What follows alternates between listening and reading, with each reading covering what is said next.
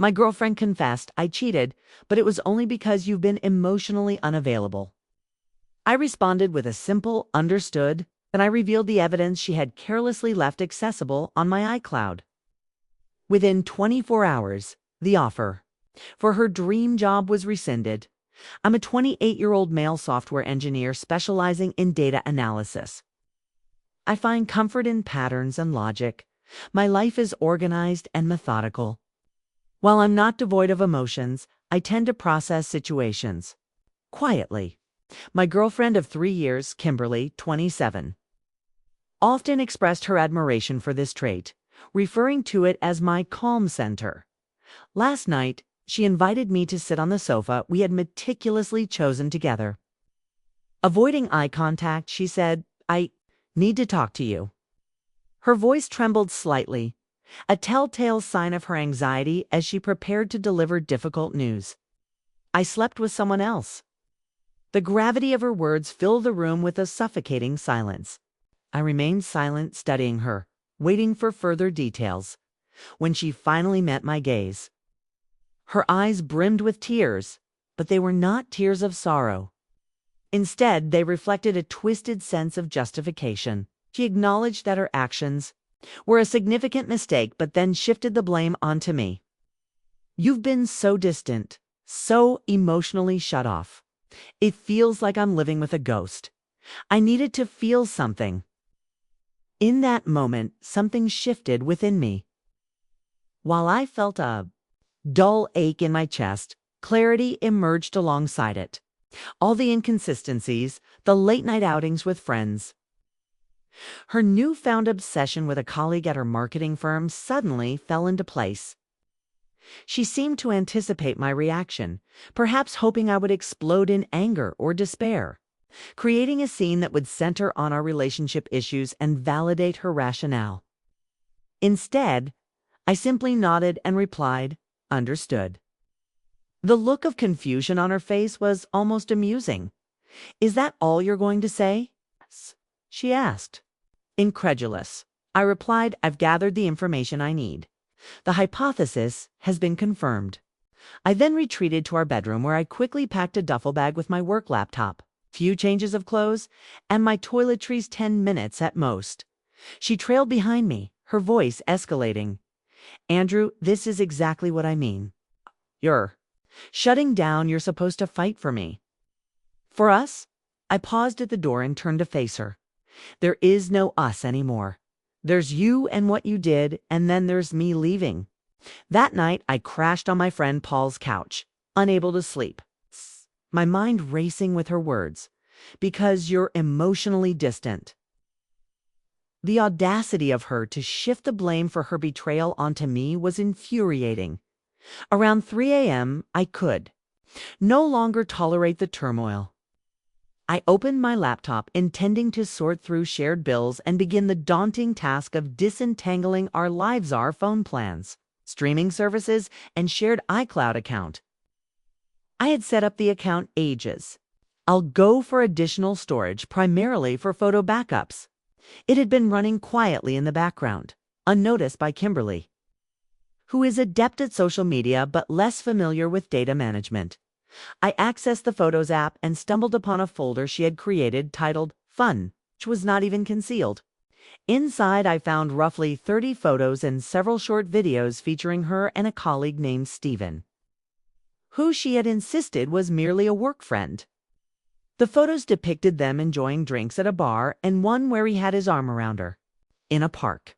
The timestamps revealed that these images were taken 2 weeks ago, coinciding with the night she claimed to be at a team building yoga retreat. The most incriminating piece was a 15-second video showing them clinking wine glasses in what appeared to be a luxurious hotel room. Kimberly glowed with happiness, holding a piece of paper. "To new beginnings," Steven slurred, while Kimberly chimed in, "and 2 jobs that are finally worth it." She then kissed the paper, which turned out to be her offer letter for her dream job, head of community outreach at a prominent family-friendly tech corporation, a company known for its wholesome values and integrity. She had undergone 5 rigorous interviews, and had often spoken passionately about their corporate ethics and charity work, claiming this position would allow her to make a real impact. She celebrated her new life amid the ruins of our past, documenting her joy while placing the blame for the destruction squarely on my shoulders. I meticulously downloaded every file into a secure encrypted folder on my hard drive, aptly titled Consequences. After logging out, I sat in the dark, my laptop screen casting a glow on my face. She perceives me as emotionally distant. She is about to witness the power of focused, methodical action. Update 1. Events have unfolded just as I had anticipated. I appreciate the affirming responses. It reassures me that I'm not losing my grip on reality. I've been ignoring Kimberly's barrage of texts and calls, and my friend Paul has been an invaluable support. The first 24 hours were dedicated to precision. Rushing could jeopardize everything. I revisited the company's website, capturing screenshots of their corporate responsibility and employee conduct pages. It was a treasure trove of phrases like unimpeachable integrity, personal and professional ethics, and ambassadors of our brand both in and out of the workplace. I composed an email from an anonymous account. It was cold, factual, and professional with the subject line, "For your discretion."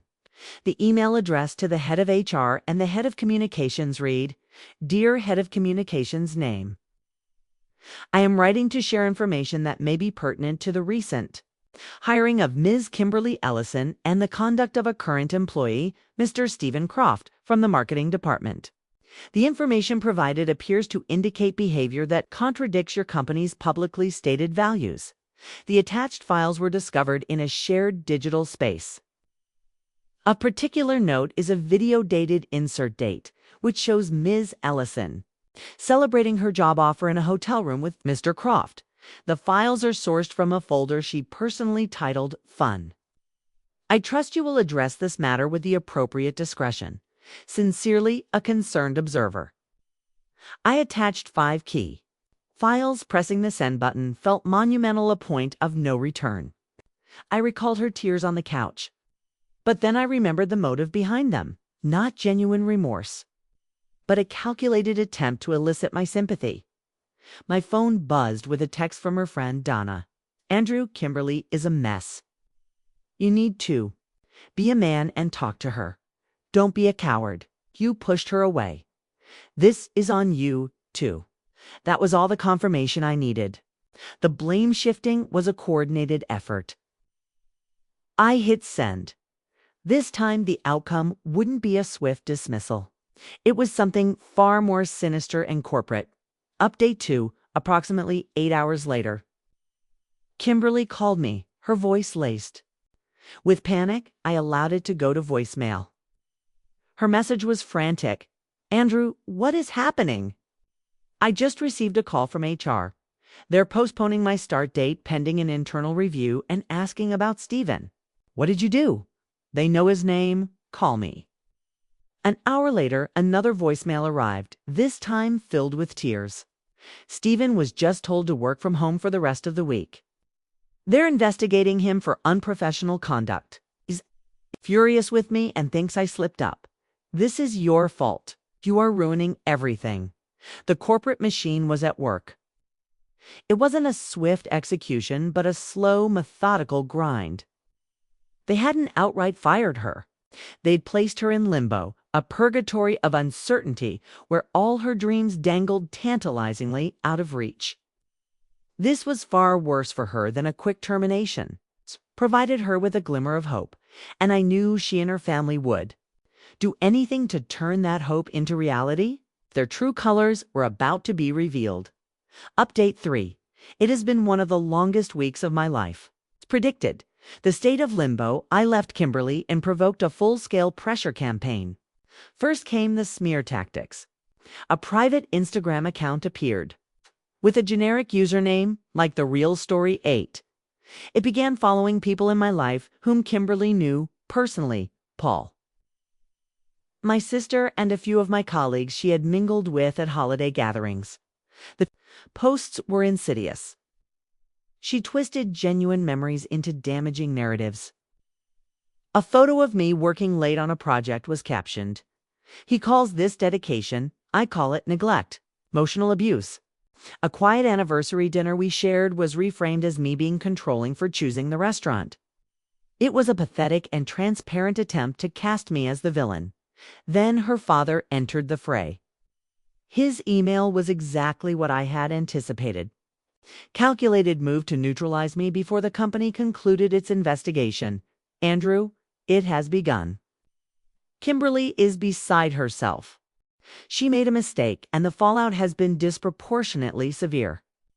I believe this entire situation has stemmed from a grave misunderstanding fueled by her own hurt emotions.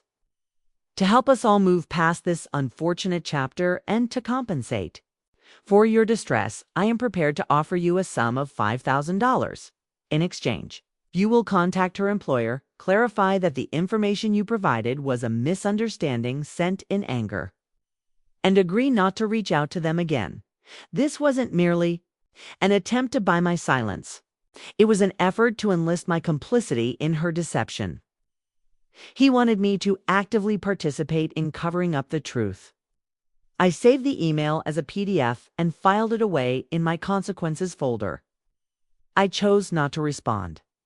The climax of this situation arrived 2 nights ago when I needed to retrieve the last of my belongings from the apartment. Paul accompanied me, and we had planned it for a time when she was supposed to be out. To our surprise, she was there waiting for us with her mother, in clear ambush. Andrew, her mother, Dorothy, said, her voice icy. This has gone far enough. I continued packing my books into a box, acknowledging her with a simple, "Hello, Dorothy?" "Don't you dare," she snapped back. "You have intentionally and maliciously interfered with my daughter's career. We have consulted our lawyer. You have opened yourself up to a lawsuit for tortious interference and online harassment." At that, I stopped and faced them, alternating my gaze between Dorothy and Kimberly, who stood silently by, allowing her mother to fight her battle. "Let's break this down," I said, keeping my voice steady. Tortious interference would require me to have acted with malice to disrupt a contract. I simply provided truthful information to an employer about a new hire's conduct. Information that directly contradicts their stated code of ethics. They made a business decision. That's not a tort. That's due diligence. I gestured vaguely toward my phone and online harassment. That's an audacious accusation coming from a family currently operating an anonymous Instagram account to slander me to my friends and colleagues. You're accusing me of the very thing you are actively doing. How do you think that would look in a deposition? Dorothy's expression shifted from pale to a blotchy red, clearly unprepared for my calm rebuttal. Kimberly finally found her voice. "My life is over," she shrieked. "That job was everything. Stephen's father is on the board. His entire family knows. They're calling me a homewrecker. You didn't just ruin my career. You destroyed my entire reputation because you couldn't get over one little mistake." "It wasn't just one mistake, Kimberly," I replied, picking up the box. "It was a series of choices. You chose to cheat. You chose to lie. You chose to celebrate it with him. You chose to blame me. Now the company has made their choice." Just as I finished speaking, my phone buzzed with a message from a friend of a friend at the company. My heart raced. The text read, "It's official. Internal memo just went out. Stephen Croft has been terminated for gross misconduct. HR confirmed this morning that the offer to Kay Ellison has been formally and permanently revoked. The review is over." I looked up at Kimberly, her face still contorted with rage, unaware that she was fighting a battle already lost. I walked past them without another word. As the apartment door clicked shut behind me, I heard a vase shatter against it. She was still trying to create a scene, completely oblivious that the show was already over. Final update, it's been 3 months. I'm now in a new apartment smaller, just for myself. It's quiet, and I finally feel ready to close this chapter. This will be my last post on the matter. The anonymous Instagram account vanished the day after the firings became official. A final, desperate gasp that suffocated without the breath of my reaction. The legal threats from her parents evaporated into nothing. Mere empty words. Through the grapevine, I learned what happened to Kimberly. She had to move back in with her parents. Being let go from her dream job before she even started compounded by the messy scandal involving a board member's son made her persona non grata in her industry. News travels fast in a small field. She's reportedly working part-time at a high-end clothing store in her hometown mall.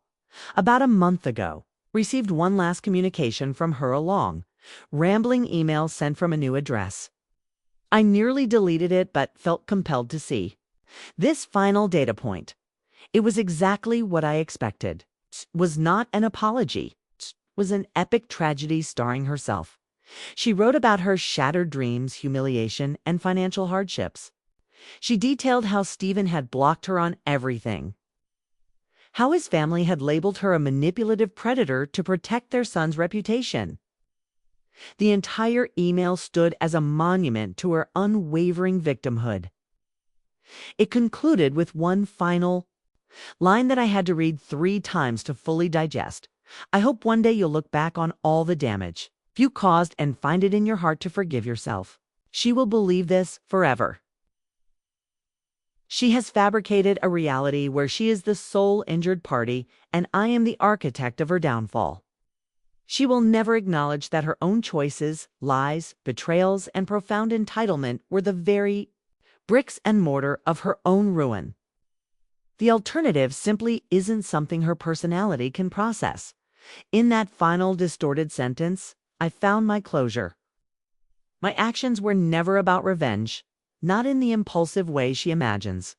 It was about rejecting the narrative she tried to impose on me, the one where I was the cold, distant boyfriend who drove her to cheat, where her consequences were my fault. I refused to play that part. I merely collected the facts she provided and presented them to an audience entitled to the truth. I held up a mirror, and it wasn't my fault that she shattered it. I'm doing okay now. The first month was a fog. Paul was my rock, helping me escape the confines of my apartment, leading me to hiking trails and weekly basketball games. The noise in my head gradually faded, replaced by the sounds of nature and bouncing basketballs. I'm focusing on my work, which has always been a refuge. I'm enjoying the peace of my own space. It's not lonely, it's tranquil. I don't know when I'll be ready to trust someone with my heart again, but I trust myself. I understand my worth, and I recognize that my calm center isn't emotional distance, it's strength. I refuse to allow anyone else to define it for me.